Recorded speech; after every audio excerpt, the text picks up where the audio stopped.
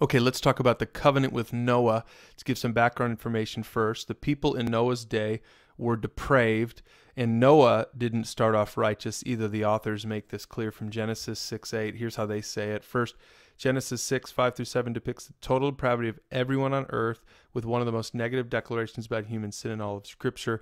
But then again, they note that Genesis 6:8 does not say that Noah worked hard to merit God's favor. Noah did not begin as a righteous man. This is an important point in the author's minds. Rather, he began as a sinner among sinners. His status with God was God's gracious gift, not a result of Noah's religious work. And this is how God always interacts with people, because no one is righteous really in their own efforts. And they're talking, of course, about Genesis 6:8, where it says, "But Noah found favor in the eyes of the Lord." And then later they say he was righteous. So the order of those verses is important. So now Noah's response, we're not going to go over the flood, but you know the story of the flood and all that. But Noah's response after the flood was conviction of sin. It says, recognizing the devastation that God had wrought upon the earth, the judgment that he had wrought upon the earth, Noah was convicted of his own sin. So when he got off the ark, he knew that he too should have been killed like everyone else. So he offered a burnt offering for the atonement of his sin.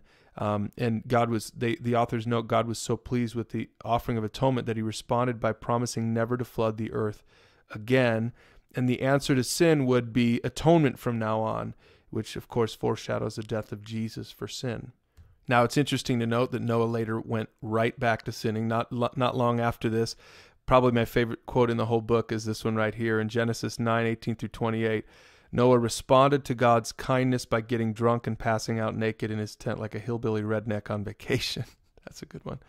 So the point is simply that sin remains the human problem even after the flood.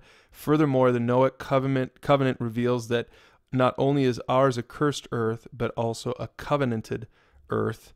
And so here are the details of the covenant. We'll do this for each of the next several videos. The internal sign is faith. Noah had faith in God, and he did something crazy like build an ark. But the external sign of the covenant is a rainbow.